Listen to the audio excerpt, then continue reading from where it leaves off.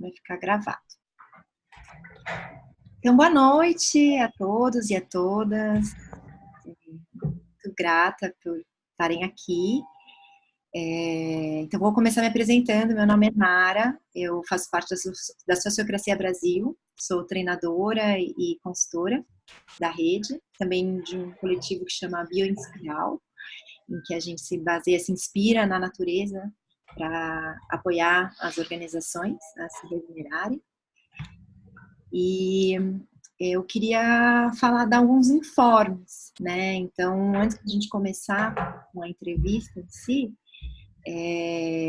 queria que a gente falasse um pouquinho sobre a campanha, né? Que alguns de vocês já devem saber que a gente acabou de terminar uma campanha de financiamento coletivo do livro Muitas Vozes, uma Canção.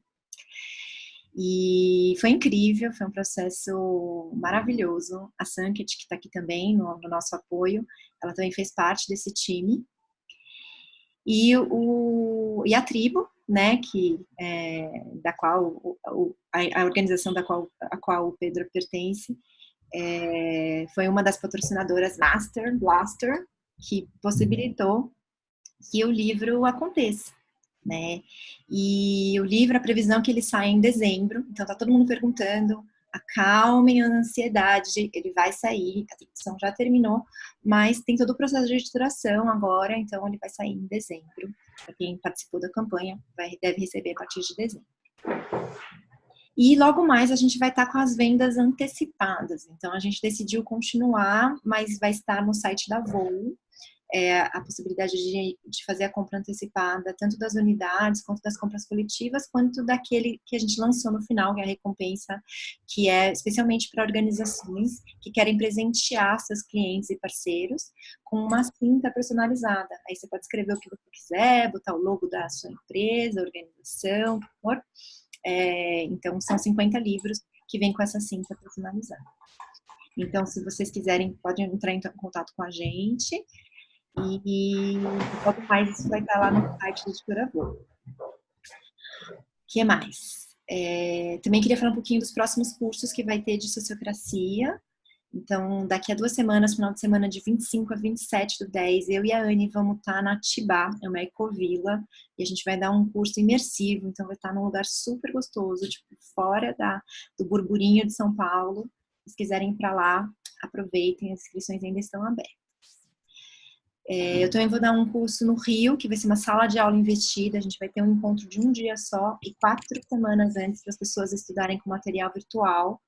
Vai ser super bacana, é um piloto, estamos testando. E a Fabi, a Prudente e a Tânia vão dar um curso no WeWork aqui em São Paulo, 6 e 7 de dezembro. Então, também fiquem de olho. Tá tudo no site, na página do Facebook da Sociocracia Brasil. Então, segue a gente lá. E também no Instagram. Então, a Sanket vai ficar aí no chat, se alguém tiver alguma dúvida, pode perguntar para ela. E aí eu queria começar com um check-in. Como é que vocês estão chegando?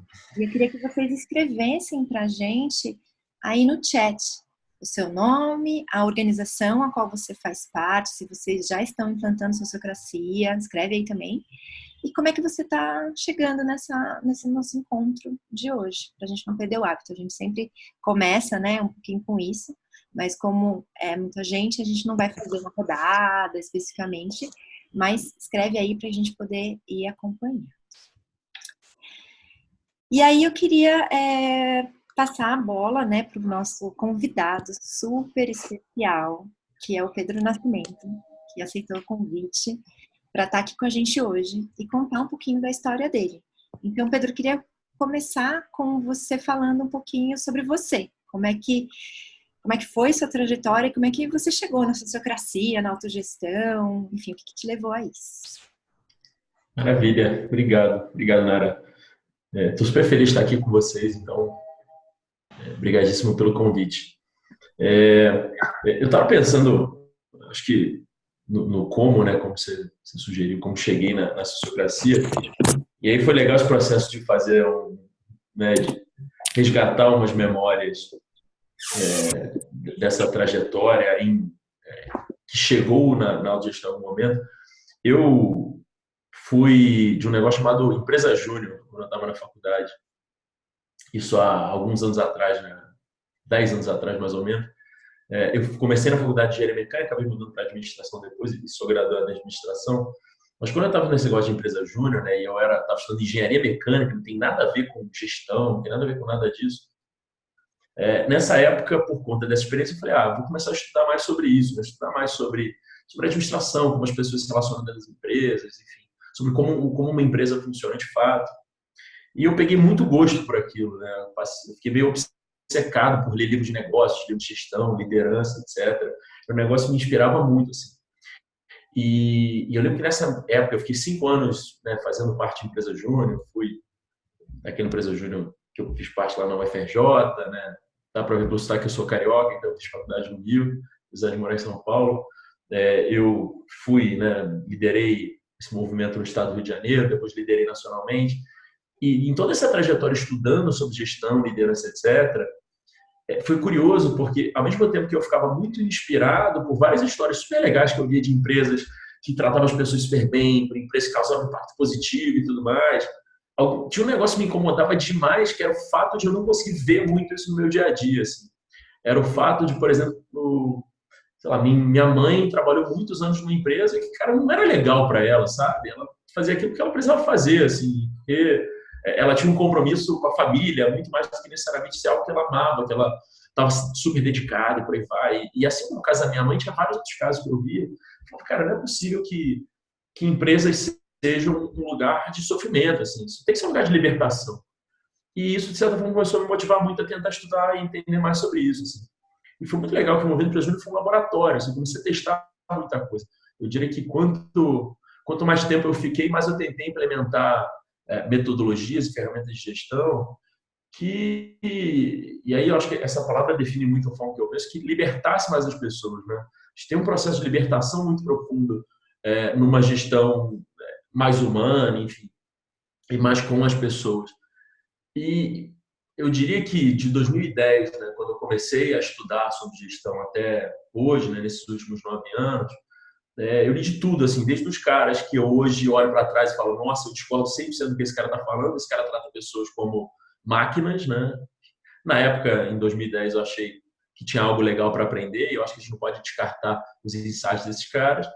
Até mais próximo, né, há pouco tempo atrás, 3, 4 anos atrás, eu li algo tipo reinventando organizações. Eu falei, cara, é isso, assim, é disso que é nisso que eu acredito, é isso que eu penso, tipo, para o mundo e por aí vai. Em 2014, depois que eu saí do Movimento Empresa Júnior, eu comecei a trabalhar, na verdade, em 2015 numa startup, enfim, tive alguma experiência nisso, mas eu tinha certeza absoluta que eu queria empreender, assim. Eu não conseguia me imaginar trabalhando numa multinacional, trabalhando numa grande empresa, trabalhando numa dessas empresas que minha mãe trabalhou um dia, não conseguia, assim. E foi muito interessante porque eu me reuni com alguns amigos que tinham uma visão parecida com a minha, e a gente não decidiu necessariamente o que a gente queria vender, né? A gente não começou a empreender olhando para o produto ou serviço, né? Que é o caminho, de certa forma, natural. O caminho foi, e aí acho que de certa forma, por isso que eu acabei me conectando com a autogestão, o caminho foi contrário. Cara, vamos tentar criar alguma coisa que a gente sonhe em trabalhar independente do que a gente está vendendo, assim. Vamos tentar criar uma organização que a gente tem orgulho, né? Eu lembro que eu falava isso muito para os meus cofundadores. Eu falei, cara, por que todos os casos legais de empresa que a gente vê tem que ser no exterior, né? Sei lá, por que eu tenho que admirar o cara que o Jim Collins citou no livro, ou o cara que o Lalu citou no livro? Cara, por que não aqui, né? E a gente decidiu lá em 2016 fundar o Grupo Anga muito com essa premissa, sem saber direito o que a gente ia vender. E aí, na época, a gente na verdade, somou-se duas coisas, né? Um dos cofundadores tinha tido uma grande oportunidade trabalhando com empresas em processo de formação de liderança. Então, ele já fazia coaching em algumas multinacionais e por aí vai. E a gente viu que aquilo poderia ser uma oportunidade para a gente usar talvez como teste. Eu e mais outro fundador, a gente tinha uma experiência muito legal de trabalhar com cultura organizacional, propósito, etc., que a gente achou que se somava a isso. Então, a primeira coisa que a gente fez no Grupo, a gente somou essa experiência dele com a experiência de outros dois fundadores e criou, de fato, que é a Tribo, que é uma consultoria que trabalha com liderança, propósito e cultura organizacional. E na mesma época, uma empresa que a gente seguia, que a gente era super próximo dos fundadores, chamada Eureka, que era uma empresa de recrutamento e seleção focada em jovens, os sócios, né, procuraram a gente, falaram que eles estavam querendo terminar a operação, enfim, não estava rodando bem do jeito que eles queriam. A gente falou, cara, tem aí outra oportunidade para a gente começar, né, o que seria o Grupo Anga. Não tinha esse nome ainda na época. E a gente captou investimento e comprou essa empresa. A gente era muito menor do que ela. Foi um negócio meio maluco. Acreditaram na gente por algum motivo. E a gente comprou a Eureka. E aí o Grupo Anga começou assim, né? Com a tribo, trabalhando com cultura, liderança e propósito. E com a Eureka, trabalhando com recrutamento e seleção. Dali para cá, a gente acabou começando algumas outras iniciativas. Então, no começo do ano passado, a gente fundou a 08, que é uma empresa que trabalha com tecnologia e inovação. E muito também nesse movimento de dentro para fora, em vez de fora para dentro, a gente, por ser uma organização remota, e acho que a gente pode comentar isso, mas a gente é 100% remoto, então a gente investe muito pesado em tecnologia. Em dado momento, a gente percebeu que acesso às competências de tecnologia de dentro dava para virar produtos e serviços. Então, fundar a 08 veio muito daí. Né?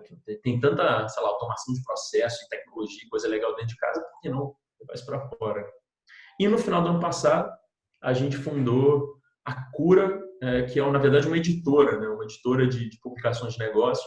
A gente percebeu que, enfim, a forma de distribuir conteúdo do mundo estava mudando e as pessoas não estavam preparadas, tão, né, adaptadas a essas organizações tradicionais. E falando muito pessoalmente, a gente percebia que para a gente conseguir mudar mais rápido a narrativa dos negócios, para negócios mais conscientes e mais do bem, a gente precisava dominar os canais, né? Só tentar mudar a narrativa combatendo os canais não era suficiente. A gente falou, o que os líderes estão lendo? Pô, vamos assumir esses canais e tentar mudar a narrativa de dentro para fora, né? Vamos tentar mexer no DNA. Então, por exemplo, a gente publica hoje a revista do MIT, né, dos Tecnologias de Massachusetts, e a gente publica a HSM Management, né, que eu li quando estava na faculdade, a Sandy a gente comentou que leu quando estava na faculdade, e sempre foi uma revista de negócio super tradicional. A gente falou, não, cara, vamos fazer um negócio diferente. Então, a primeira edição que a gente publicou, a capa foi sobre capitalismo consciente e empresas B. E aí a gente já falou sobre saúde mental, a gente já falou sobre várias coisas que imagino que ninguém falaria sobre na capa de uma revista de negócios tradicional, mas a gente falou, não, cara, vamos mudar isso de dentro para fora, né? Vamos se apossar dos canais. E é isso, hoje o Grupo Anga é formado por essas 4 empresas. A gente, no começo do ano, fundou o Instituto Anga. A gente achou que tinha muita coisa que a gente queria fazer que não cabia dentro de um modelo de negócio de empresa. Então a gente falou, cara, vamos criar uma estrutura terceiro setor que a gente consiga fazer isso, né? A gente tem uma vontade muito forte de trabalhar com formação de liderança, não só para o grupo, mas para fora. E a gente perceber que tentar transformar isso em negócio minimizava o acesso que a gente poderia dar. Então, no começo do ano, a gente fundou esse instituto, ainda é super pequenininho, mas a gente tem trabalhado na construção de uma comunidade de jovens líderes que a gente entende pode trabalhar, enfim, com autogestão, uma forma legal, diferente de fazer negócio, por aí vai. No meio do caminho, a gente, querendo implementar um sistema de gestão legal, a gente pesquisou muita coisa. Eu passei uns 3, 4 anos estudando muito sobre modelo de gestão diferente. Chegamos na sociocracia, foi o que eu mais me identifiquei por várias razões. Né? Eu que tinha um chapéu de implementar a autogestão no Grupo Anga, hoje esse papel já não é mais meu, o que me deixa super feliz, porque né, depois que o filho se separa do pai, ele se torna independente. Então, eu sinto que hoje a autogestão é algo independente de mim no Grupo Anga, me deixa muito feliz. Mas a gente conheceu a S3 e a gente começou a implementar em 2016 para 2017. Então, ali começou o nosso processo e estamos aí até hoje, enfim, num processo super profundo que não termina, né? Se alguém falar que, não, implementei autogestão, acho que tem alguma coisa errada nessa fala. Então, a gente ainda é super iniciante. Não tem linha de chegada, né? É um processo evolutivo mesmo. Perfeito. Só antes de eu continuar, Pedro, a sua tela está balançando. Veja se você consegue não balançar. Não sei o que é, você sabe. Deve ser porque eu estou encostando na mesa. Você fala, aí você está empolgado, aí mexe. Obrigado pela dica. Sente a sua empolgação. Né? Empolgação, que a empolgação é ótima. Mantenha a empolgação, porém... Sem bater na mesa. Mas sempre legal. Mas incrível essa história, assim. E a hora que você estava falando da editora, me lembrou muito da editora Voo, que é a nossa parceira, né? A editora que está publicando o livro, Muitas Vozes numa Canção, e também o Reinventando as Organizações, né? A mesma editora. E elas também, assim, elas estão super nessa pegada, elas são do Sistema B, elas estão implantando sociocracia, elas entraram com a gente no processo inteiramente sociocrático, e elas também têm essa vertente social, né, de, como é que chama? Voo para o Mundo Melhor, não lembro o nome do projeto delas, mas muito legal também, assim, essa busca que vocês, né, se tocaram no ano passado, né, de gerar conteúdo, né, de intervir aí positivamente nessa balança maluca, né, que a gente tem, que acaba sendo nefasta e que, né, tendo esse domínio do canal, acabam podendo contribuir positivamente aí para o mundo. Que legal. Muito a gente patrocinou o Reinventando também. Vocês patrocinaram o Reinventando também, sim, claro, com certeza. Então, cara, a gente, qualquer forma que a gente tiver de levar essa mensagem adiante, a gente está sempre envolvido de alguma forma. Muito legal. E aí eu queria que você entrasse um pouco mais, assim, nesse processo de implementação da sociocracia nas empresas do grupo. Eu entendo que hoje são quase 90 pessoas, quase 100 pessoas que estão usando de modo remoto. Como que foi? Como que está sendo, né, esse processo? Quais que foram os principais desafios? O que está sendo legal? O que não está sendo tão legal? Conta um pouquinho para a gente desse processo. Legal. Quando a gente começou, na verdade, eu sinto que a gente teve algumas etapas, né? Apesar de ser um processo meio difuso, né? É difícil você falar dos grandes marcos. Eu tenho a sensação que eu consigo identificar algumas etapas que a gente viveu, né? Eu lembro que no começo a gente foi relativamente fácil para a gente decidir o que a gente queria fazer, né? Que acho que o primeiro passo é muito esse, né? Decidir que você quer implementar esse negócio. Apesar de parecer meio óbvio, né? Consentir a consentir, a gente fala. O primeiro passo é consentir a consentir. Consentir a consentir, perfeito. Acho que é bem muito isso, assim. Teve um processo inicial que foi muito legal, que foi até uma conversa que eu tive com os demais fundadores, né? A gente sempre foi envolvido com movimentos de negócios para o bem, né? Então, por exemplo, eu sou conselheiro do Capitalismo Consciente Brasil Internacional, a gente super envolvido com o Sistema B, né? Estamos passando por um processo de retificação das empresas do grupo, enfim, a gente sempre se conectou muito com isso, mas, de certa forma, uma coisa que ainda incomodava um pouco a gente, acho que é legal de compartilhar isso antes da implementação, era o fato da dependência que a organização tinha da gente.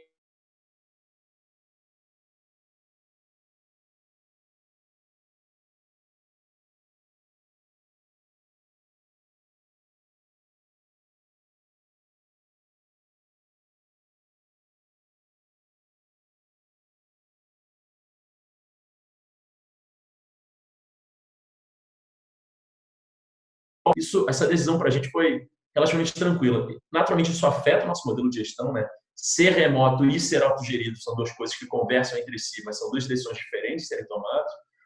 Mas a gente já tinha decidido que ia ser remoto. Mas uma coisa que incomodava demais a gente apesar da gente confiar muito nas pessoas, apesar da gente ver o melhor das pessoas, apesar da gente estar focado em gerar impacto positivo, a gente percebeu que no final do dia dependia da gente, sabe? No final do dia a gente quer decidir, a gente quer assinar, a gente quer fazer tudo, assim.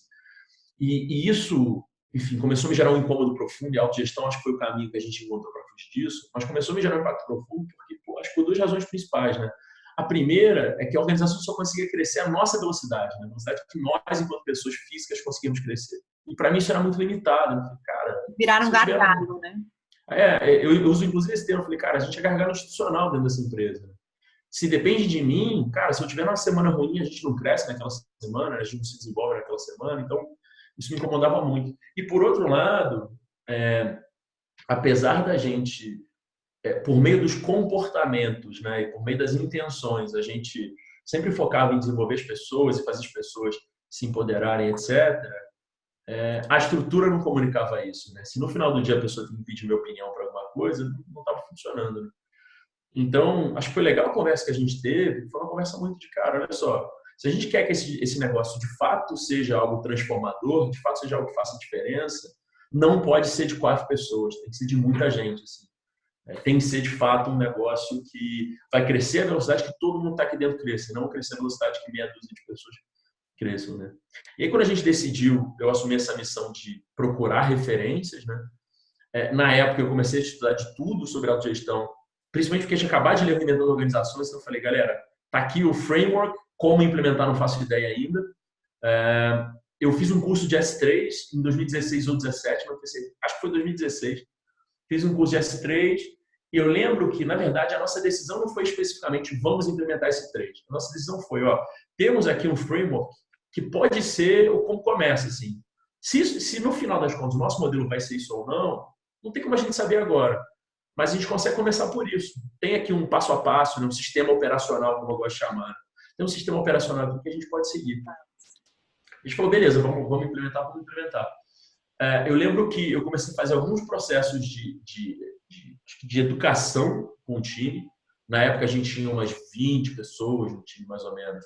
A gente tinha umas reuniões presenciais em São Paulo, né? Uma vez por mês a gente reunia todo mundo em São Paulo. Hoje em dia é impossível, mas na época a gente conseguia reunir todo mundo em São Paulo uma vez por mês, né? Tinha gente parada pelo Brasil, mas a gente se encontrava. E a gente começou um processo educativo, né? Desde o que é autogestão, para que é isso, por que é importante, por que isso é importante. Eu sempre brinco, né? Tem duas coisas, duas visões, né? Por que isso é importante sob o ponto de vista de negócio, por que isso é importante sob o ponto de vista humano, que são dois pontos de vista radicalmente diferentes, apesar de extremamente complementares, né? Tem gente que se convenceu pelo ganho de eficiência, adaptabilidade e agilidade. Tem gente que se convenceu porque é certo libertar as pessoas, né? E a gente sempre se preocupou com isso, né? Como é que a gente integra o cara que é mais engenheiro e o cara que é mais humano, sabe? Assim.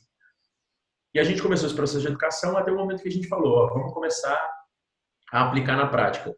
E a gente fez um esforço de mapeamento de círculos e papéis, numa reunião, eu lembro que foi em setembro, acho que 2016. E ali foi o momento que a gente começou a dar cara para aquilo, né? Começar a falar, beleza, vamos tentar se ver e se plotar na parede, entender onde a gente está, né? Onde eu contribuo. Será que eu sou esse cargo que hoje eu tenho? Ou será que eu, de fato, coloco minha energia, enfim, minhas vontades, meus talentos, minhas paixões em vários lugares da organização? E esse primeiro exercício foi super legal. A gente ali que a gente começou a ver o negócio funcionando na prática, mas foi muito, muito, muito difícil dali para frente, assim, porque o que a gente percebeu foi que, de certa forma, ainda tinha uma certa... Durante algum tempo, na verdade, de certa forma, acabei concentrando muita responsabilidade de ser o agitador, sabe?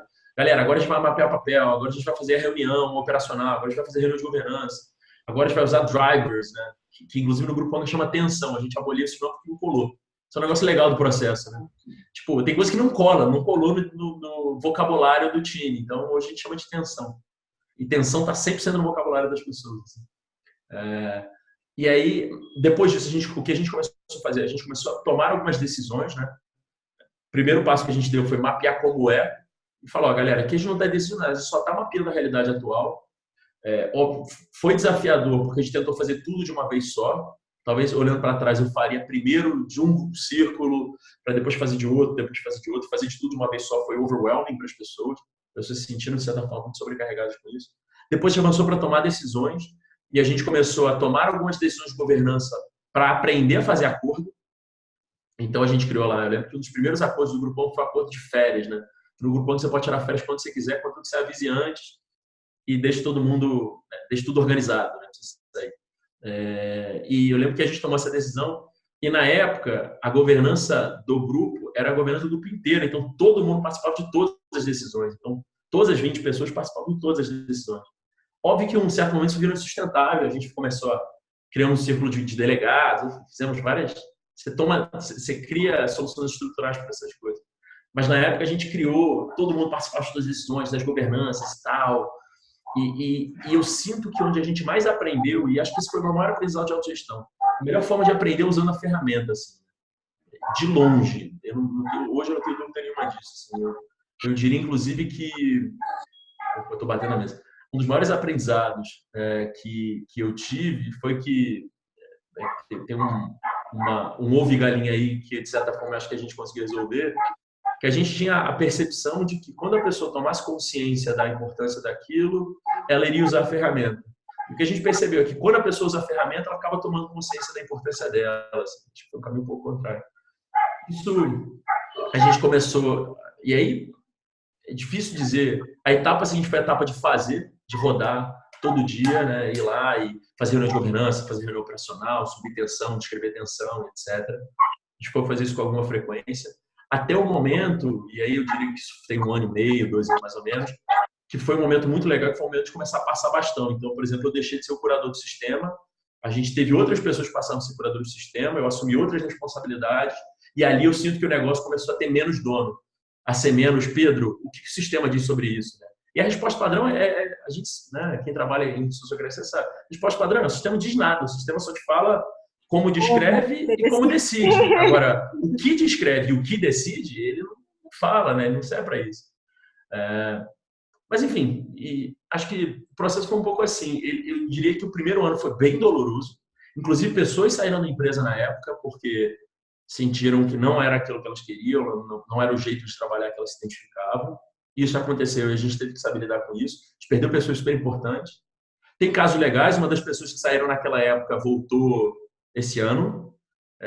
Isso foi muito legal mesmo. Eu adorei, mas acho que enfim, compartilhar isso foi interessante. Mas acho que só para fechar, até porque como é um processo difuso, é difícil explicar ele inteiro.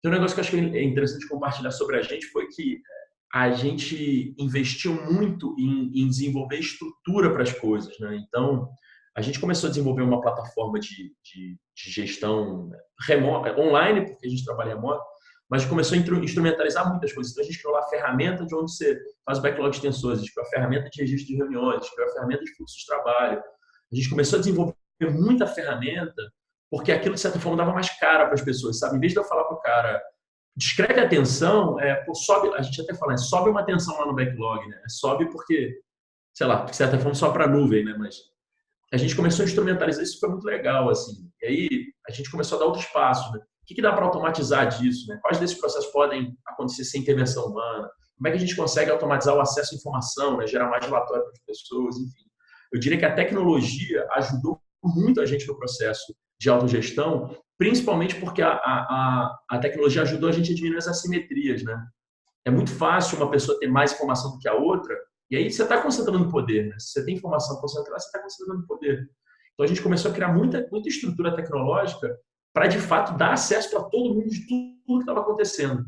E eu sinto que quando a gente começou a fazer isso bem, a autogestão flui melhor. Né? Quando eu sei tanto das finanças da empresa quanto você, a gente deixa de ter uma simetria de poder, a gente pode consentir de forma mais consciente. Né? Então, essa também foi um aprendizado muito legal que a gente teve. Assim. E hoje eu diria que a gente tem uma estrutura tecnológica bem robusta, não só para sustentar o fato de ser remoto.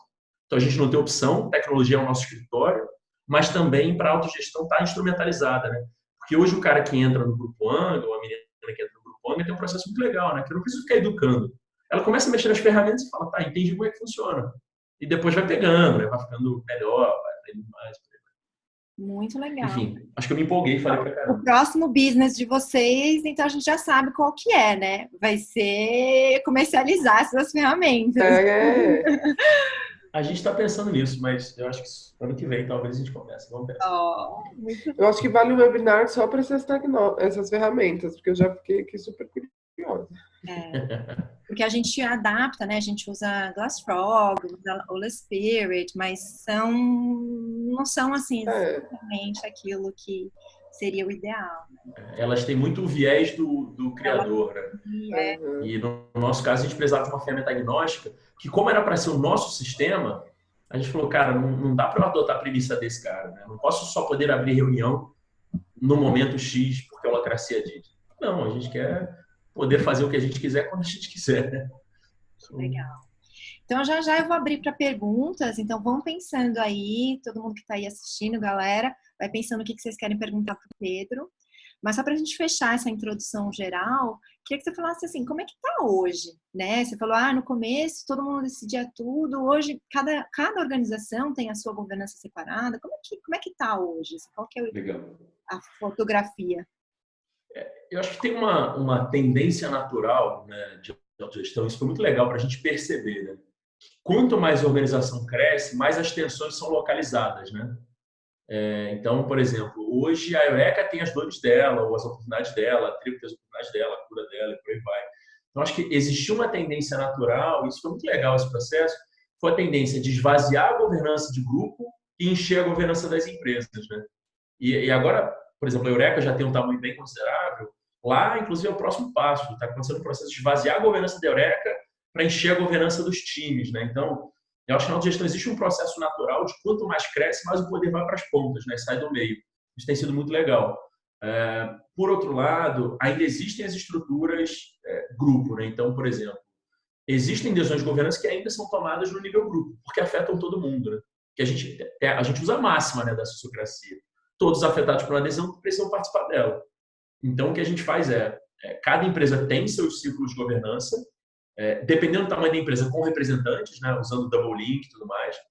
Por exemplo, a Eureka tem, sei lá, 40 pessoas, eles fazem isso. Na Cura, o nosso time tem 9 pessoas, todo mundo participa da governança. Então, o máximo de tempo que a gente puder ter todo mundo participando, a gente mantém. Tem uma hora que não dá mais, a gente começa a criar esses ciclos de delegado. Mas, por exemplo, a gente tem um ciclo de governança ANGA. A diferença entre o ciclo de governança ANGA de agora e de 3 anos atrás é que de 3 anos atrás tinha 20 pessoas, o de agora tem 9. Por outro lado, de 3 anos atrás tomava várias decisões, o de agora toma pouquíssimas decisões. Porque não tem tanto espaço, né? Sei lá, a gente tem um acordo de estratégia, né? Que cada círculo precisa definir mais ou menos uma estratégia para o ano. Ele é uma decisão que é tomada no círculo ANGA, porque, novamente, afeta todo mundo, né? A gente tem, sei lá, alguns acordos relacionados a como a gente faz gestão financeira. Também é um acordo que parte deles são tomados em ANGA, parte são tomados no círculo financeiro, porque tem a ver com o dia a dia deles. Então, o que foi acontecendo foi isso. A gente começou a descentralizar o poder cada vez mais para as pontas, que é onde os afetados estão, né?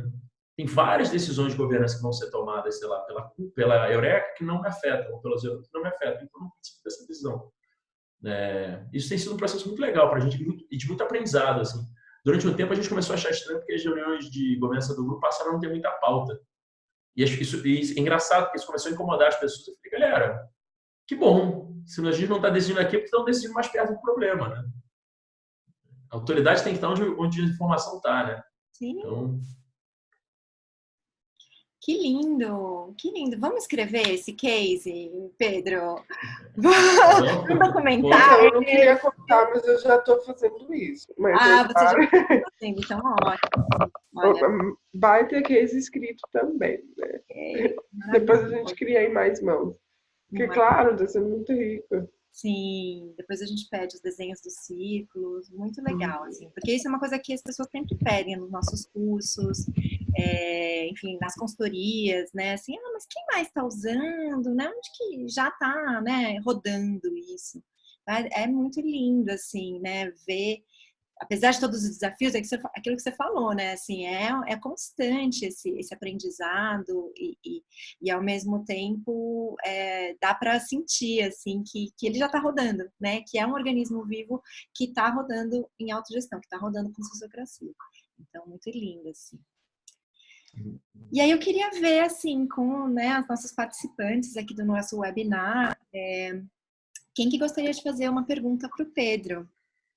Então, pode abrir o microfone e fazer a pergunta ou escrever no chat, como vocês preferirem. Posso fazer? Vai lá, Armando. Boa noite. Boa noite, Pedro. Muito legal o case de vocês. Duas curiosidades. A parte que você falou das ferramentas, eu entendi que depois vocês desenvolveram ferramentas próprias. Mas você falou que o pessoal realmente só começou a usar mesmo, acreditar no sistema quando começou a ferramenta. No começo, vocês já usaram alguma ferramenta dessas disponíveis? Ou desde o começo foi uma ferramenta própria? Então, na verdade, a gente usa uma plataforma que ela não é proprietária, só que ela é agnóstica. A gente usa uma ferramenta chamada Podio, que é tipo um Trello, mas ele é mais robusto, né? Assim como o Podio tem várias. Tem o Airtable, que também é super legal, que dá para fazer isso. Tem o próprio Excel, na verdade, dá para fazer no Excel, eu só não gosto. Mas o que a gente estava buscando era, e aí, correndo o risco de ser meio técnico, a gente precisava de uma ferramenta de banco de dados relacional com interface gráfica.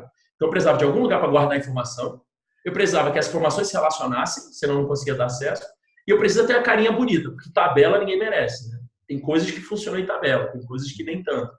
Então, por exemplo, você pega um Podio que a gente usa, você consegue, é banco de dados, é como se fosse um Excelzão, só que você consegue visualizar essa informação como card, se for o caso, como calendário, se for o caso, como badges e por aí vai.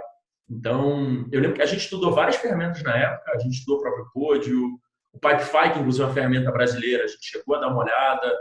A gente sabia que tinha que ter, precisava ser alguma coisa que tivesse mais cara de fluxo, né? Tipo um Trello da vida. Mas a gente queria alguma ferramenta que fosse agnóstica. Essa era a premissa básica. Né? Eu precisava que, por exemplo, eu pudesse criar lá no Podio se chama aplicativo, mas finge que é uma planilha. Eu precisava que eu pudesse criar uma planilha de tensões com os meus campos. Por isso que, por exemplo, quando a gente tentou implementar um Roller Spirit, o Glassfrog, etc., não encaixou com a gente, porque a gente falou, cara, os campos que estão aqui não são os campos que eu preciso dentro do meu sistema. Porque aí você começa a criar vocabulário próprio, né, para o sistema, você começa a criar processos próprios. Então a gente queria uma ferramenta que fosse mais agnóstica. Por isso que essas que já vêm com a filosofia do fundador, para a gente não funcionou muito bem. A gente testou, a Sana a gente testou várias, assim, mas a gente preferiu uma com mais flexível, sabe? Eu sinto que a gente está num processo que eu acho que começa ano que vem, por isso tem a ver com um pouco do que a Nara falou, de caminhar para, de fato, desenvolver tecnologia proprietária.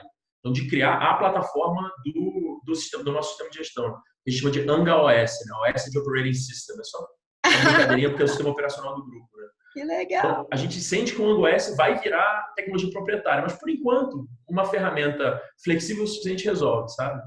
Porque, por exemplo, se você parar para pensar, backlog de tensões, ferramentas de fluxo de trabalho, né, de fluxo de operações do dia a dia, a grande maioria dessas né, estruturas que a gente precisa para operar em S3, você consegue rodar isso no Excel, você consegue rodar isso num Trello, você consegue rodar isso em vários lugares. Né?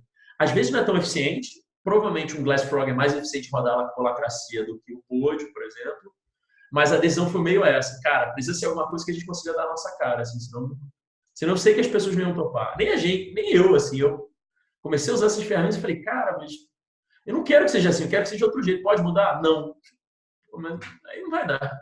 E nessa ferramenta de vocês também trabalham com a parte de papéis e responsabilidades. Ou seja, todo mundo consegue enxergar os papéis e as responsabilidades da empresa nessa ferramenta? Consegue. Mas assim, e aí é aquela coisa, né? Eu que gosto muito de plataforma você sempre vai ter um dilema eterno. Ou você vai para, por exemplo, uma única ou poucas ferramentas pouco especializadas, né? Muito especializadas, poucas ferramentas pouco especializadas ou muitas ferramentas muito especializadas. Quando a gente toma uma adesão, por exemplo, tipo o Podio, a adesão que a gente tomou não vai ser perfeito para o que a gente está se propondo a fazer, mas dá para fazer muita coisa lá. Então, sendo muito sincero, a nossa visualização de papéis e círculos não é muito boa. Por exemplo, Nara, a gente não tem o desenho bonitinho dos círculos. Quando a gente faz isso, a gente faz no braço. O que eu tenho um banco de dados relacional que me mostra círculo grupo, quais círculos estão relacionados, quais papéis estão relacionados. Ou seja, a informação eu tenho, mas eu não consigo deixar ela tão bonita ainda, entendeu? Inclusive, uma das razões da gente querer desenvolver tecnologia própria. Porque como a gente teve que adaptar uma ferramenta para a nossa realidade, tem coisas que não são tão... A interface ainda não é tão legal, sabe, Armando? Então, por exemplo, papéis e círculos, engraçado você levantar logo essa, assim. Talvez se eu fosse falar a coisa que hoje mais me incomoda em relação à estrutura papéis e círculos não tem uma visualização linda, tipo Glassfrog, tipo Map, que você vê todo mundo, não tem. Eu nem falei tanto por causa do visual, é muito mais para ter um repositório que as pessoas conseguem entender quem é responsável por quê na empresa, entendeu? Sim. O cliente que a gente está implementando, eles estavam querendo desenvolver uma coisa própria também, mas aí não é todo mundo que enxerga, é difícil de consultar. E a gente queria que os secretários pudessem enxergar, ter essa visão de quem é responsável por quê na empresa. Então, a gente tem, mas, por exemplo, é uma tabela, que é um negócio muito pouco legal de acessar. Mas funciona. É importante. Funciona. Mas, assim, seria muito mais legal se tivesse os círculos lá, todo mundo conseguisse visualizar e tal. É o grande benefício que tem o Glassfrog, o Glassspirit, né? O drill down, você vê o grande, aí você vai, né? O círculo, o papel e tal. E é muito fácil de atualizar, então... É a única, realmente, grande vantagem dessas ferramentas. Eu conversei bastante com o fundador, um cara chamado Tom Nixon, que é um cara super legal, escreve bastante sobre autogestão. Ele é britânico, ele desenvolveu uma ferramenta chamada Maptio. Posso até mandar aqui, maptio.com. Eu lembro que eu participei do beta. é uma ferramenta que é especificamente sobre mapeamento de ciclos de papéis. Não tem mais nada nela, é só isso. É só o Zoom e tal. Que a ideia dele era criar uma ferramenta agnóstica para visualização em autogestão. Na época a gente não adotou, na época a gente achava muito caro, na verdade. Hoje a gente está muito maior, talvez fosse mais fácil de implementar. Acabamos não voltando a falar disso. Mas é bem legal, assim, é bem legal porque você consegue ter esse drill down, você consegue afastar muito e tal. A gente hoje ainda tem uma dificuldade, sendo bem sincero, de visualização. É difícil para as pessoas olharem ao que é o Wukong enquanto imagem, né? Porque a imagem seria essa, né? Seria um círculo com outros 6 círculos dentro, cada um deles com vários pequenininhos, por aí vai. Que legal. Quem mais, gente? Outras perguntas. Quem mais quer fazer uma pergunta para o Pedro? Eu tenho uma perguntinha. Eu vou abrir a câmera aqui. Legal. Oi, oi. Não deu nem tempo de eu me apresentar no chat, que eu fiquei anotando tudo que você estava falando. Mas eu sou a Júlia, eu estou como atual presidente de uma empresa júnior, GPE, que é uma empresa júnior de engenharia de alimentos aqui da Unicamp. E a gente está no processo de implementar autogestão. Não autogestão em si, mas o O2, mais especificamente. E a gente teve um workshop com eles no começo do ano e tudo mais, com a Target. E foi muito difícil ao longo do ano, assim, porque a gente tinha diretoria, mas não tinha mais nenhum outro cargo, assim. Então, ficou numa tentativa de buscar autogestão, a gente foi meio que para uma ditadura, né? Porque tinham executores, pessoas que vendiam e os diretores.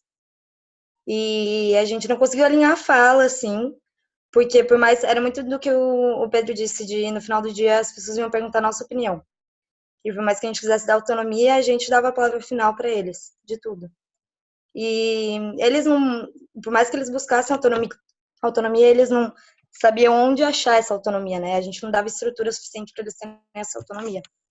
E agora a gente teve, final de semana passado, workshop que a gente estruturou tudo, assim, a gente viu que esse organismo que a gente está hoje não é bom para ambas as partes, a diretoria está totalmente sobrecarregada, com uma inteligência funcional, assim, lá no pé, assim, uma saúde mental horrível. E aí a gente teve workshop, a gente está implementando, a gente estava no meio do processo eleitoral, decidiu acabar com o processo eleitoral, mas viu a importância dele como uma capacitação para quem vai estar energizando os futuros papéis, né? E só que a gente está com uma dificuldade muito grande de ver isso dentro do movimento Empresa Júnior, né? Porque a rotatividade de pessoas é muito alta dentro de uma empresa júnior e também como alinhar isso perante a MEG, porque a imagem da autogestão dentro do movimento está muito deturpada, assim. Muita gente nova que não estuda, que pega a palavra cruzada e não entende o que é autogestão e falando qualquer coisa sobre. Gente que não conhece o Reinventando, que não faz ideia de nenhuma dessas plataformas que, tipo, a gente dentro do GP já conhece muitas, hoje a gente tá no Glassfrog, tem umas planilhas internas de checklist, que a gente usa o de governança, a reunião de governança no Glassfrog e as checklists em planilha mesmo, a gente ainda não conseguiu adaptar, mas eu vou sair agora, eu tô como atual presidente, e esse questionamento, tipo, como é que fica o MEG cobrando, porque eu sou atual conselheira, então a gente tá com muita essa dificuldade. E aí eu queria te perguntar, Pedro, assim, você que já teve toda essa vivência longa aí pelo MEG, como que você vê isso dentro do movimento? Pergunta interessante. Cara, eu saí há 5 anos, então a minha vida, né, a minha visão de empresa júnior acho que é super, super diferente, né? Então, acho que até o contexto sociocultural e econômico do Brasil mudou tanto em 5 anos que é difícil dizer como é que é hoje, né? E eu tenho muito contato com a Confederação Brasileira, inclusive oriento eles em implementação de alguns padrões de autogestão, não implementação do sistema operacional inteiro, porque acho que tem passos a serem dados anteriormente, mas eu diria que se eu pudesse talvez dar 2 sugestões de aprendizados que eu tive, seriam, na verdade, eu queria primeiro sugerir uma leitura, tem um livro que eu acho que fez muita diferença, um texto e um livro, na verdade, que esse texto, na verdade, tem livro, mas tem um texto chamado The Tyranny of Structurelessness. Não sei se quem já leu, deixa eu só digitar ele aqui.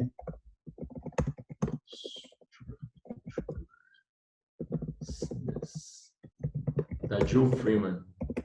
A Joe Freeman é um dos maiores pensadores do movimento feminista, né?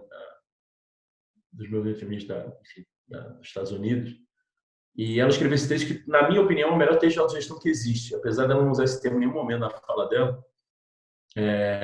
eu acho que a Joe é brilhante. Eu gosto muito de estudar sobre poder, né? A minha tese filosófica é que o poder causa e consequência de várias coisas que acontecem com a humanidade. E a Joe, ela tem uma visão muito legal, porque ela fala de como, mesmo em movimentos muito bem intencionados, como é o caso do movimento, né, feminista pró maiores direitos civis nos Estados Unidos na década de 60, ela fala de como a falta de estrutura, de fato, muitas vezes era o que acabava criando estruturas nefastas de tirania, né? É um texto longo, se você botar no Google vai aparecer na primeira linha, mas acho brilhante, não sei se você já leu, mas, cara, recomendo demais, assim. Ela dá uns exemplos muito legais, por exemplo, ela fala, cara, mesmo no movimento feminista, que tinha uma visão maravilhosa, que é uma visão de igualdade de gênero, é impossível discordar disso se você for um ser humano consciente, racional e, enfim. Por exemplo, tinha excesso de concentração de poder nos líderes do movimento, né?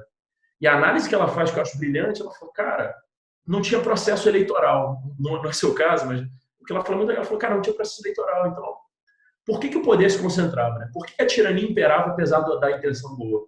Porque a falta de estrutura, né, no vácuo da estrutura nasce a tirania, de certa forma. Né? É no vácuo da estrutura que nasce a concentração de poder. Se a gente for fazer uma análise, né, de como, no geral, as organizações funcionam, a gente tende a padronizar as coisas quanto mais perto da base for, e quanto mais acima da organização, mais freestyle ainda mais no Brasil. Né? O líder faz o que ele quiser. E se ele pode fazer o que ele quiser, no geral, ele acaba sendo tirânico de alguma forma. Então, acho que a primeira sugestão que eu daria, né, olhando para essa situação que você está, é começar a entender, né, quais são esses vácuos de estrutura que acabam deturpando as relações de poder, que acabam gerando concentração de poder, que acabam gerando, de certa forma, né, acho que é a tirania, né? Se é que esse é o termo certo, mas eu particularmente gosto muito dele. Segunda sugestão de leitura / de prática, assim como The Tyranny of Structurelessness, para mim, é o melhor livro que existe sobre autogestão, para mim, o melhor livro sobre design organizacional, que é a coisa que eu mais gosto de estudar na vida, que eu acho muito divertido, é um livro chamado Nudge, de 2 economistas vencedores do Nobel, o Richard Thaler e o Cass Sunstein.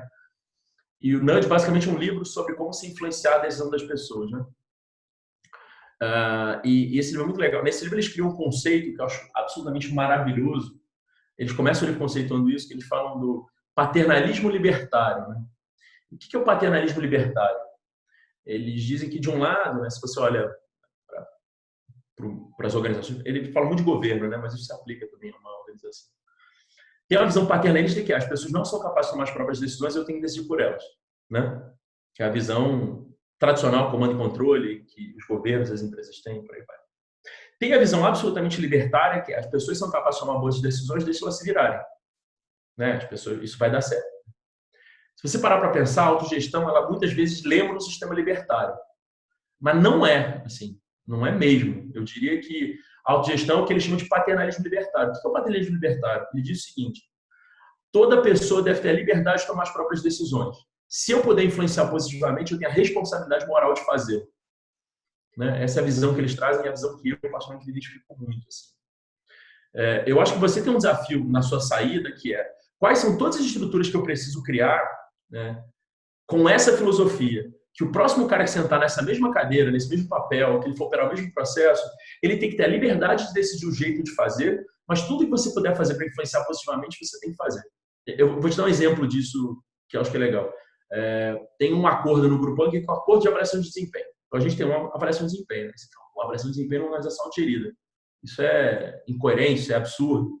Não. Como é que é a nossa avaliação de desempenho? A gente cria um modelo e qualquer pessoa pode escolher quando ela vai ser avaliada e quem vai avaliar ela. É absolutamente aberto. Então, se eu quiser agora entrar lá no Pódio e solicitar uma avaliação de desempenho, eu vou selecionar uma lista de pessoas e tal. Aí o sistema faz o resto, chama as pessoas. O meu papel como pessoa que quer que as pessoas do grupo se desenvolvam é influenciar ela positivamente e falar, cara, se você fizer essa avaliação de desempenho, você tende a ter um resultado melhor. Mas você não tem obrigação nenhuma de fazer, né? Mas, se você fizer, vai ser bom. E eu tenho que criar nudges para isso, né? Eu tenho que mexer na sua arquitetura de decisão. Eu tenho que, todo final de mês, falar, e aí, você fez uma avaliação de desempenho esse mês? Eu tenho que chegar numa reunião operacional e falar, aí, galera, vamos fazer uma avaliação e comparar e discutir os resultados daqui a 2 semanas, e por aí vai. Então, eu acho que o seu papel mais importante ao deixar a sua cadeira na empresa júnior é de ser designer organizacional. Assim. Essa é a função. Quais são todas as estruturas que eu preciso criar para descentralizar poder aqui dentro? Se no final do dia as opiniões estão voltando para você, né, como você falou, talvez o que falta é ter um bom acordo de critérios. Né? Você precisa falar, ó, toda adesão financeira tem que passar por esses 5 critérios. Se eles forem respeitados, você não precisa perguntar para ninguém. Toda decisão de comercial, você tem que passar por esses 3 critérios. Se eles forem respeitados, você não precisa passar por ninguém. Então, acho que tem um desafio, sim, que é de criar a estrutura, sabe? E isso é um negócio que, talvez um dos insights legais que a gente teve, né, nesse processo de gestão foi... eu estou no movimento capitalista consciente, fala muito de empoderar as pessoas, né? E uma coisa que a gente percebeu na autogestão não são as pessoas que são empoderadas, é a estrutura que está empoderada. Né? Tem a frase que eu acho legal, o Brian Robertson da Holacracia fala muito, né? Que é aquela citação do Thomas Macaulay, né? Uma boa constituição é melhor que o melhor déspota, né? E é isso, você tem que ir empoderando a estrutura. Se você não for criando as regras do jogo, o negócio não vai funcionar. Mas aí, óbvio, qual a diferença disso para você ser o mestre maquiavélico que cria todas as estruturas que você quiser? O jeito de fazer, né? Todos esses acordos que eu tive a responsabilidade de criar como designer organizacional foram consentidos. Todos eles, a gente abriu eles, a gente foi na entranha deles, foi na filosofia deles, e quando todo mundo falou, beleza, eu consinto com isso, sabendo que isso vai me afetar a partir de agora, o negócio funcionou.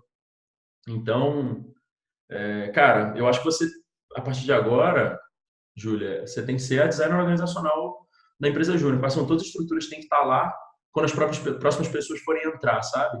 Lembrando que quanto mais vazio tiver, mais poder tem de se concentrar novamente. Assim. Acho que pode ser um conceito filosófico, mas eu acredito muito nisso. Né? Acho que só para fechar, tem uma frase do Peter Senge. Peter Senge é meu ídolo, assim, que é um cara que escreveu aqui da disciplina. Tem uma frase dele, eu não sei direito como é que é a citação, mas tem um negócio que ele fala que eu acho brilhante, né? Que a gente supervaloriza a liderança do capitão e esquece da liderança do engenheiro do barco, né? Do engenheiro naval. Eu acredito profundamente que a gente prioriza às vezes demais a liderança heróica do estar lá na frente gritando, puxando a galera, etc. E esquece que o maior legado que você vai, por exemplo, você vai deixar para a empresa júnior, ou eu vou deixar dentro do Grupo Anga, é fazer o barco dar certo, né? E fazer as pessoas funcionarem de certa forma sem precisar de mim lá gritando, falando, etc. Sabe? Enfim, acho que eu me empolguei, porque a gente acaba entrando na parte meio filosófica. Maravilhoso. Não, com certeza, nossa, me ajudou horrores. Muito obrigada. Muito legal. E assim, é muito legal assim ver que você teve todas essas leituras, né, que te inspiraram, mas também vir muito da prática, né, Pedro, esses seus exemplos que traz, né, desse desenho, desse barco que vocês estão navegando. E uma das coisas que eu escutei na fala da Júlia, que eu queria que você comentasse também um pouquinho, brevemente, né, que está acabando o nosso tempo, mas é sobre essa questão das relações, né, que ela trouxe isso também, né, dessa questão emocional que pesa, né, então pesou para eles como né, essas pessoas que ficaram sobrecarregadas, mas que em qualquer modelo, né, de gestão acontece, e na autogestão, pela minha experiência, as coisas também brotam, né, e às vezes a falta até mais, eu acho. Até mais, né? E a falta de estrutura ou esse processo de implementação, de transição, né, de você tá mudando os seus ossos, sei lá, né, tá fazendo uma cirurgia ali, então isso traz à tona muita coisa. E eu queria saber como é que foi isso, como é que é isso, né, nas organizações do Grupo Anga, o cuidado relacional. Legal. Cara, boa pergunta, viu, Nara? Isso é um negócio que acho que eu tenho 2 percepções em relação a isso. A percepção pessimista é que a gente não sabe fazer isso tão bem e a gente está criando um novo padrão de reunião, que é a reunião emocional, que é só para limpar a campo. A gente está fazendo isso lá, usando backlog emocional. A gente tá indo para essa direção, né? Mas, na verdade, eu não sinto, né? Eu falei que essa visão pessimista porque eu não sinto que esse caminho está sendo trilhado simplesmente porque a gente não está sabendo lidar com o relacional.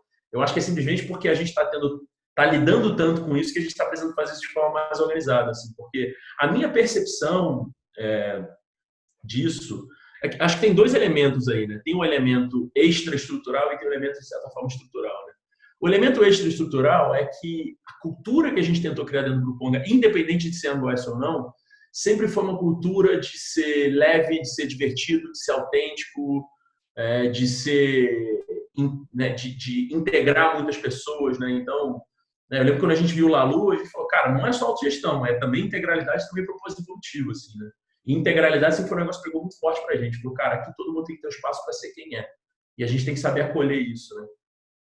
Tanto que um movimento muito legal que acabou acontecendo no Grupo Anga de forma super espontânea é começar a ter o que a gente chama de círculos de encontros, são círculos temáticos, né? Então, começou tendo um círculo de encontro de comercial das empresas, hoje tem círculo de encontro feminino, círculo de encontro LGBTQI+, círculo de encontro da diversidade diversidade racial. Então, eu acho que abrir espaços, né, e abrir oportunidades para as pessoas conseguirem ser quem elas são, de certa forma, ajuda a gente a lidar com o desafio relacional, porque a cultura permite isso, né? É difícil explicar de certa forma, porque não tem muita estrutura formal para você ter uma cultura de relações boas, né? Isso parte muito de comportamento das pessoas entre si, né? Então, eu estou escutando é que vocês conseguem aplicar aquilo que vocês oferecem, né, como serviço, que é esse trabalho com a cultura, dentro da organização também, é isso? Sim, eu diria que tem essa parte mais invisível, mas assim, também tem a parte visível e prática, né?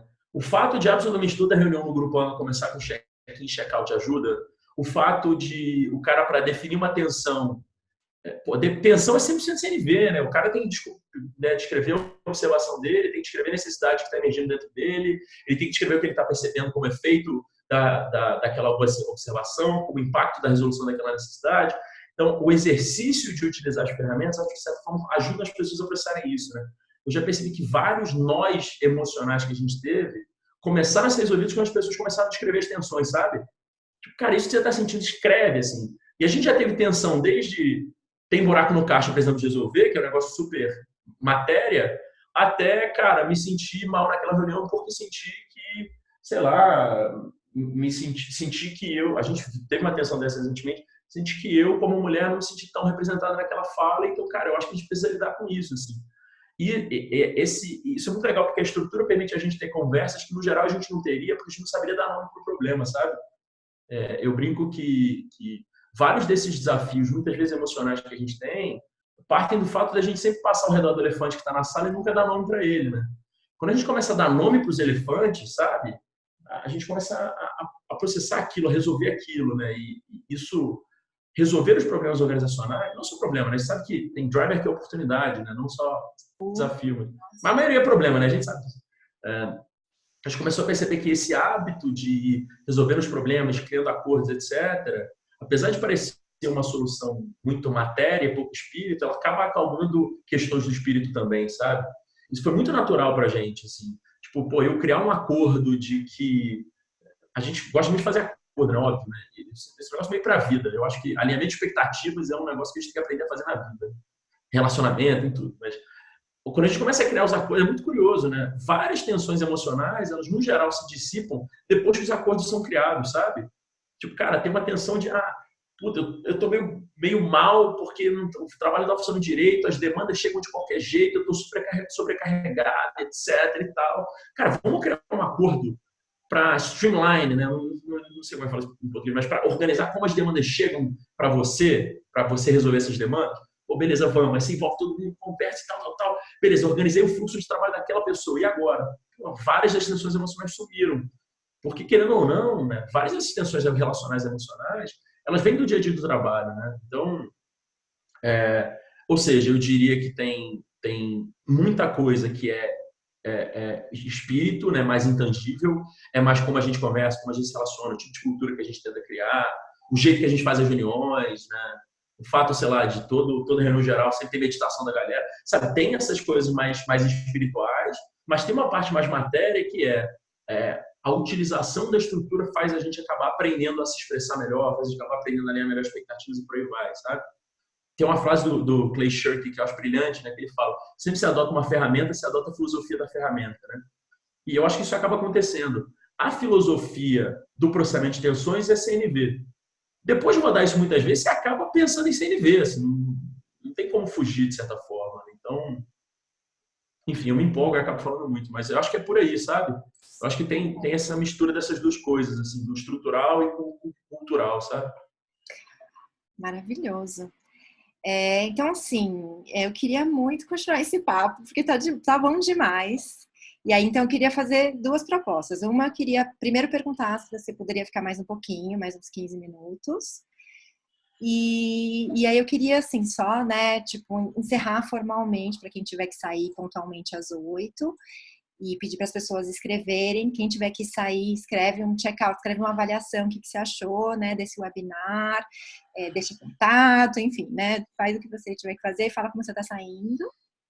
E também lembrar as pessoas que tem os cursos de sociocracia para rolar aí. A gente vai ter um na Ecovila Atibaia, em São Carlos, dia 25, 26 e 27 agora de outubro. As inscrições estão abertas, processo final, então aproveita.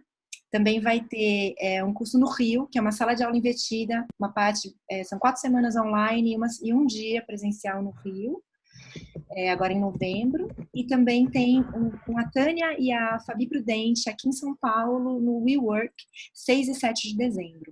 Então fica de olho lá na página do Facebook, segue nosso Instagram e fica antenado que logo mais no site da Editora Voo vai abrir compras antecipadas do livro Muitas Vozes, Uma Canção, do qual a Tribo também é patrocinador. Tá? Então, informes dados, fechamento oficial. Agora a gente fica mais um pouquinho para um chorinho, né? Quem quiser fazer mais uma pergunta aí para o Pedro, está aberto novamente.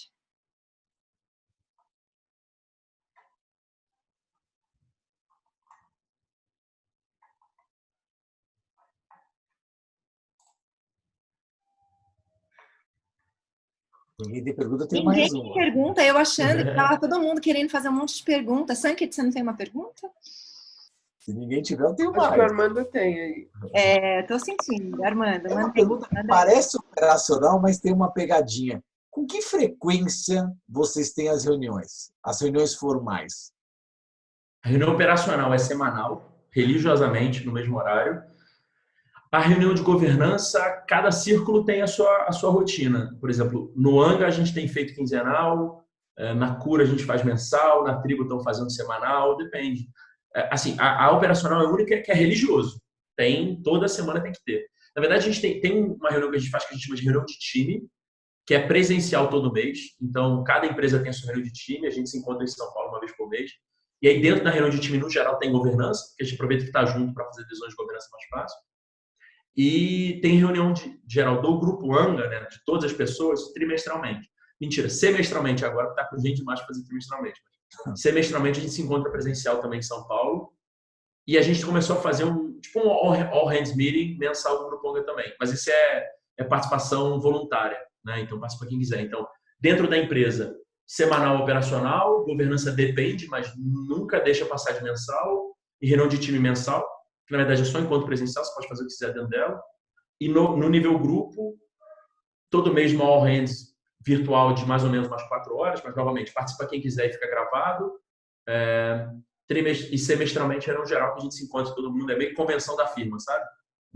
Até parece que a gente chama de firma, mas semestralmente a gente encontra todo mundo em algum lugar e tal. Uma vez, isso é legal, todo nosso ano fiscal é de março a fevereiro, né? A gente decidiu para não pegar final de ano e tal. Todo fevereiro a gente tem uma imersão do grupo inteiro. Então a gente passa 4 dias juntas, agora vão ser 100 pessoas. Quer dizer, até a imersão deve ser umas 120, 130 pessoas. A gente vai sempre todo mundo para um hotel e passa 4, 5 dias juntos, em imersão, trabalhando junto, pensando junto, tomando decisão junto. Inclusive é muito legal, as reuniões de governança das reuniões gerais, a gente faz aquário, né? Então o ciclo de governança fica no meio decidindo e tal, e tem que falar no microfone, fica todo mundo em volta participando, então é muito maneiro. Que lindo! Valeu, obrigadão. E vocês fazem planejamento estratégico? Então, planejamento estratégico não tem muito essa cara de planejamento estratégico, né? A gente criou um acordo de estratégia, né? Que a gente desenvolveu muito para a gente conseguir ter mais alinhamento entre os círculos, né? Então, todo círculo tem... A gente tem um círculo empresa e círculo suporte, né? Tem as 4 empresas, tem um instituto, tem 2 círculos de suporte, que é financeiro e desenvolvimento humano e organizacional. Esses 7 círculos, eles têm o que a gente chama de estratégia, né, para o ano, que no geral é aprovada durante a imersão, que pode ser revisada quando quiser, porque é um acordo com outro qualquer. Então, inclusive a estratégia da cura, por exemplo, que eu faço parte hoje, a gente vai revisar ela em breve. Então, é um acordo, é passível de revisão, mas toda a imersão a gente sempre define uma estratégia. A gente criou lá, a gente sempre coloca propósito, né, detalhamento do propósito daquele círculo, even overs, né, então a gente coloca quais são as decisões difíceis que a gente tem que tomar, porque isso ajuda os outros a entenderem o modelo mental daquele círculo e ajuda o círculo a tomar melhores decisões. E meta, a gente prevê meta no começo do ano. Porque o que a gente percebe é como a gente tem uma estrutura de holding, não prever meta dificultaria os outros, afeta os outros, né? Então, por exemplo, se o Anga não sabe quantas empresas pretendem faturar e ter de margem no ano, o Anga não consegue efetuar gastos que estão dentro do domínio dele para o avanço do grupo. Então, a gente também tem meta definida. Mas, novamente, tudo é passível de revisão, mas a gente acha o exercício de definir bem importante. Sei que tem linhas da autogestão que falam que meta não dá certo e tal, não vale a pena. Eu acho bem importante. É uma grande discussão, né, que tem essa coisa, né, de é o fim do planejamento, então a gente navega pelas tensões, então a gente não pode almejar chegar em nenhum lugar. E parece que, assim, o que eu estou escutando é que vocês chegaram num meio termo equilibrado entre ter uma projeção, mas ao mesmo tempo saber que você vai corrigir a rota ao mesmo tempo, né? Exato. Assim, as tensões vão aparecer e a gente vai processar elas, mas no momento de tomar decisões difíceis, é ali que a gente se ancora, sabe? No momento de falar, beleza, eu tenho uma oportunidade super legal aqui, uma tensão que é uma oportunidade. Como eu decido? Eu me ancoro na estratégia, não me ancoro no que eu estou sentindo naquele momento, ou na informação que eu tenho disponível, sabe? Então, a estratégia, ela, de certa forma, ela não é que ela torna o caminho restrito, de forma nenhuma, mas eu sinto que ela vira quase que um acordo de critérios, sabe? Ó, galera, esses são os critérios que a gente vai utilizar para processar as tensões ao longo do ano. Mas, por exemplo, essa estratégia não tem um projeto. A gente não define projeto na estratégia anual. Os projetos vão surgir no meio do caminho, assim. Se a gente sabe quais decisões a gente vai tomar e quais são os números que a gente busca alcançar, porque isso orienta a gente, já funciona, sabe? Sim, muito legal, muito legal. Quem mais, gente? Ligado a isso, um pouquinho de estratégia, essa é uma das maiores dificuldades, assim, porque dentro do MED a gente tem que definir dia 15 de janeiro a estratégia que a gente vai ter ao longo do ano inteiro, né? Não é revisável. E aí a gente tá pensando nisso, né? De, tipo, como linkar isso com o nosso modelo, porque a gente teve um grande problema, assim, de não estar alinhado com o que a gente definiu no começo do ano, porque não fazia sentido pra gente já em maio, já não vai fazer mais sentido. Mas a gente teve que comprar, tipo, manter isso até dezembro, abrindo mão de bater alto crescimento frente ao Brasil Júnior, assim. Então é algo complicado também. Eu tenho minhas opiniões em relação a isso, mas também como não estou mais na cadeira, já sei, tem 5 anos, não cabe a mim avaliar se é o jeito certo de fazer ou não. O que eu posso te falar, que eu acho que é importante, tem um modelo que se utiliza para fazer essa análise, que eu acho que é legal, que é relevante. Tem um modelo que lá em 2014 eu implementei e estão usando essa parada. Que sempre que você vai fazer qualquer desenvolvimento de qualquer sistema, né, seja um sistema humano, um sistema animal, enfim, qualquer sistema que existe, que tem flexibilidade de escolha, né? Óbvio que isso não se aplica ao algoritmo, mas todo sistema que tem flexibilidade de escolha, como você não consegue traçar uma linha reta entre A e B, não funciona, né? Planejamento tradicional, no geral, não funciona para sistemas humanos, porque você não tem controle absoluto sobre as variáveis. O que a gente fala é o seguinte, o que você tem que fazer no sistema é você cria boas restrições, né? Cria incentivos para o crescimento e cria loops de feedback para o sistema se retroalimentar. Né? Então, por exemplo, criar uma meta no começo do ano é simplesmente criar uma restrição para o sistema. Essa restrição não pode ser absoluta, senão o sistema desanda, não tenho dúvida, mas é criar uma restrição. Por isso, falar, tá aqui a direção. Né? E aí você vai criando incentivos, comunicações e tal, você tem que ter loops de feedback. O desafio nisso que você está me falando é que me parece que o loop de feedback não funciona. Porque, teoricamente, você cria uma restrição, você vai andando naquela direção, no meio do caminho você pode descobrir que aquele caminho é uma porcaria. E você deveria poder corrigir a rota. Se a rota não pode ser corrigida, eu acho que tem, sim, um desafio aí, que tem que ver qual é e tal. Não acho que é o jeito certo. No nosso caso, por exemplo, eu defini a meta no começo do ano, eu descobri que foi um chute erradíssimo, assim. Eu errei por muito, mas não foi por pouco, não. Foi bizarro, porque não tinha informação suficiente para decidir. Agora a gente está propondo uma revisão de estratégia. E, por exemplo, uma das metas que eu propus, eu estou cortando pela metade. Falei, galera, foi mal, não fazia ideia do que eu estava fazendo. Beleza? Beleza. Então, enfim, eu acho que se eu pudesse compartilhar uma visão em relação a isso, né, até como, de certa forma, alguém que já participou de empresa júnior e tudo mais, eu diria que tem uma parada importante, é o seguinte, tipo, se não é passível de revisão, porém, manter a rota para vocês não é legal, cara, eu mudaria a rota, sacou? Sim. Ah, mas se a gente fizer isso, a gente não vai ser recompensado por ter seguido o caminho original. Eu faria um processo de autoajuda, de falar, galera, tá todo mundo ok, vamos se abraçar e saber que a gente não vai ser premiado. E beleza, paciência, sacou? Porque E ainda essa rota tá errada. utilizaria o sistema para mudar isso, para mostrar para eles, né, todo o respaldo que existe para revisão, né, disso. Sim. É. Achar que no começo do ano você sabe o que vai acontecer no final, eu não acho nem só que é pouco inteligente, mas eu acho muito arrogante. Eu falo isso para todo mundo que eu conheço. Falei, galera, tipo, previsão absoluta para mim é a coisa mais arrogante que existe. Você está me falando que você tem noção de todas as variáveis, de tudo que acontece na vida para dizer isso? Pô, pelo amor de Deus.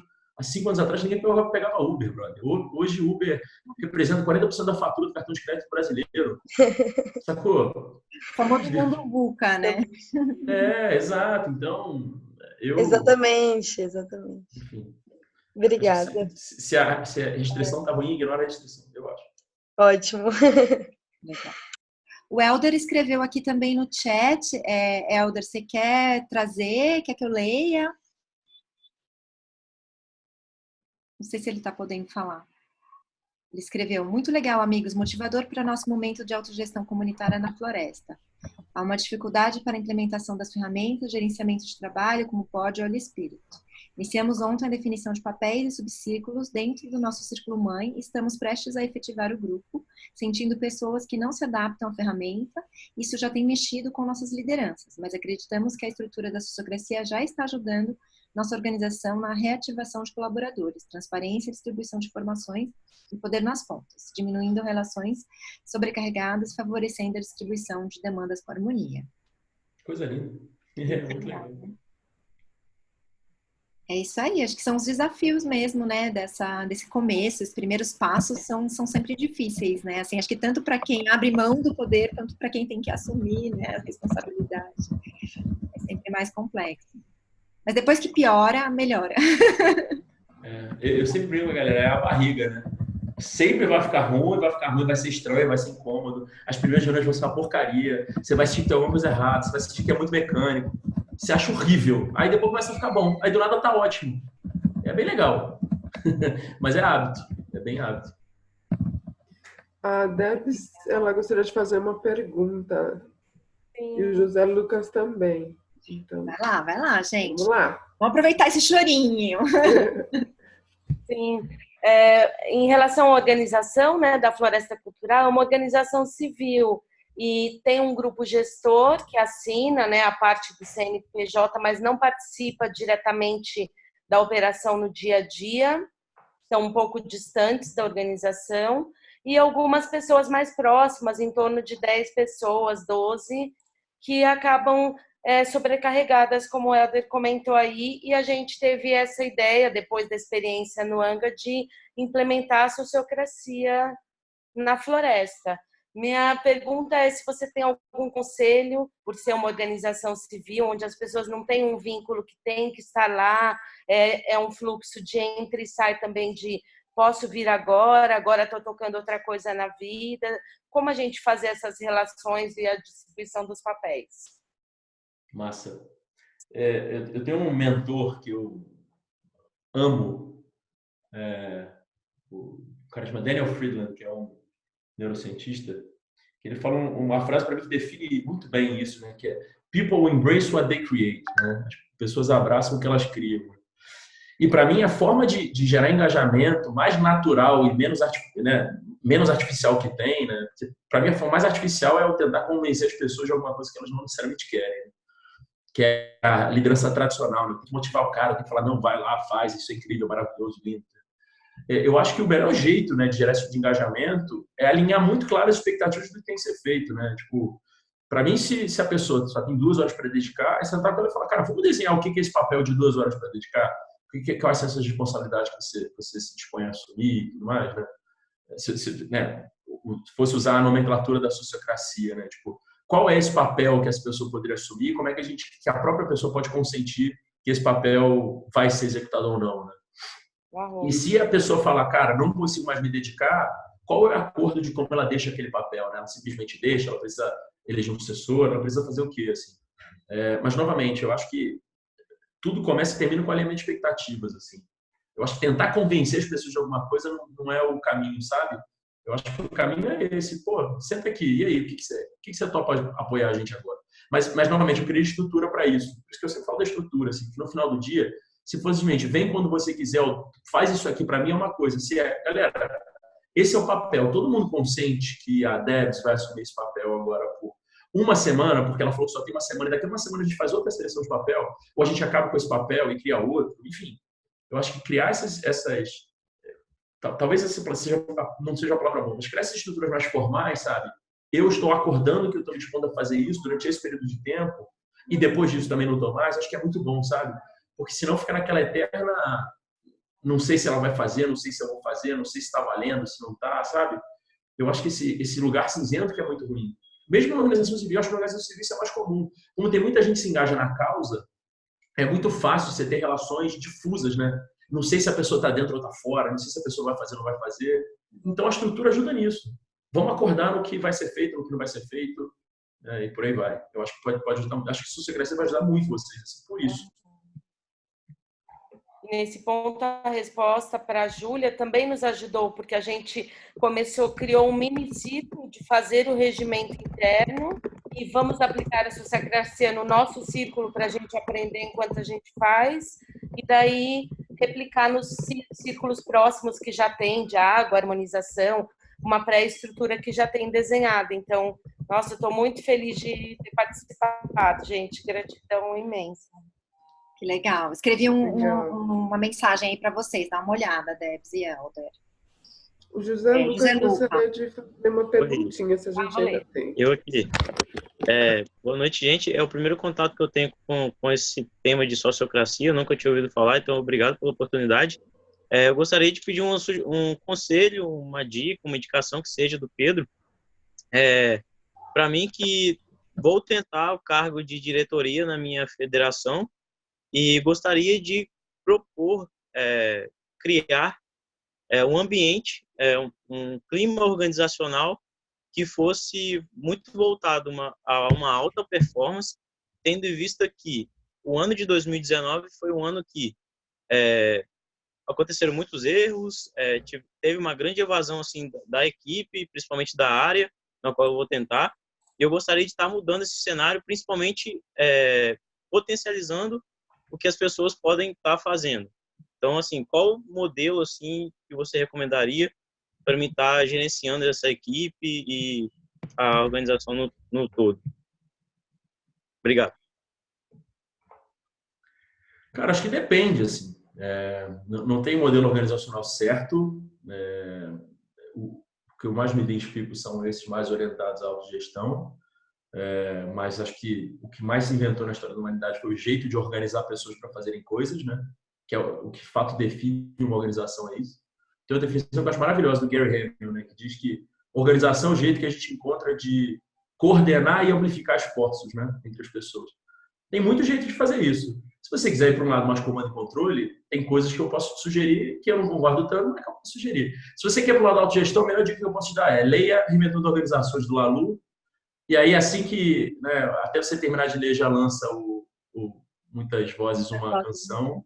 E aí você pode ler ele também, que ele é um pouco mais prático. Né? O Laloux, ele não te ensina a aplicar autogestão, mas ele te mostra que aquele provavelmente é o caminho mais legal de se seguir, né? Acho que Inventando Organizações, Frederic Laloux. Organizações. Esse livro acho que é um excelente começo, porque ele consegue te convencer, e acho que não te convencer de forma forçada, mas te inspirar de que a autogestão é algo que vale a pena se aprofundar, estudar, etc. Assim. E eu diria que, inclusive, um caminho legal é bem esse, assim, cara. Ler primeiro Inventando Organizações e depois ler Muitas Vozes, uma Canção, porque eu acho que primeiro tem um processo interessante de se convencer que esse modelo funciona, e depois você vai ter que adotar depois que você adota a filosofia, você tem que adotar um sistema operacional. A gente escolheu Sociocracia, tá? Mas, por exemplo, eu li o Holacracy, eu acho que vale muito a pena ler o livro do Holacracy para entender como é que funciona. Eu já li lá o Responsible Organization, tem muita coisa legal que vale a pena estudar. Eu acho a Sociocracia o mais legal, mas não necessariamente é o único, e é o que vai funcionar melhor. Mas lê o Reinventando, que eu acho que é o melhor primeiro passo que você pode dar, sem dúvida. Show, obrigado. Ai, gente, que delícia, né, esse papo. Amei, foi incrível. Agradeço muitíssimo, assim, de coração, Pedro, a sua disponibilidade de estar aqui com a gente, compartilhando esse case. Fiquei, assim, mais empolgada ainda de conhecer melhor vocês, a tribo, enfim, tudo. Fazer mais coisas juntos, né? Estamos nessa mesma, né, linha, vamos fazer coisas juntos, vamos se aproximar, porque, como diz o Ted, né, do Sociocracy for All, a gente tem que se juntar, né, colaborar, mostrar para o mundo, dar esse exemplo, né, criando esses guarda-chuvas de organizações, se unindo para trazer mais, para disseminar, para amplificar esse movimento. Então, assim, gratidão enorme. E aí, vou falar para todo mundo abrir os microfones para a gente poder falar um tchau bem gostoso.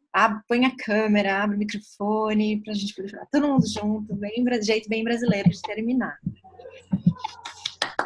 Valeu! Contem com a gente, galera. Beijo. Beijo. Beijo. Gratidão. Valeu, gratidão. Também. Ai, que bom ver todos os dias. Legal. Yes. Até. Até mais. Oi, tchau. Tudo bom? Gente, vai estar gravado? Vocês vão disponibilizar? Está gravado, a gente vai disponibilizar, a gente vai colocar no YouTube, no Facebook, no Instagram, vai ter link para tudo quanto é lado. Vocês vão achar. Ah, perfeito, show. Ótimo. Obrigada. Gente, foi muito bom. Que bom. Obrigada, tchau. Valeu. Tchau. Tchau. Tchau. Tchau.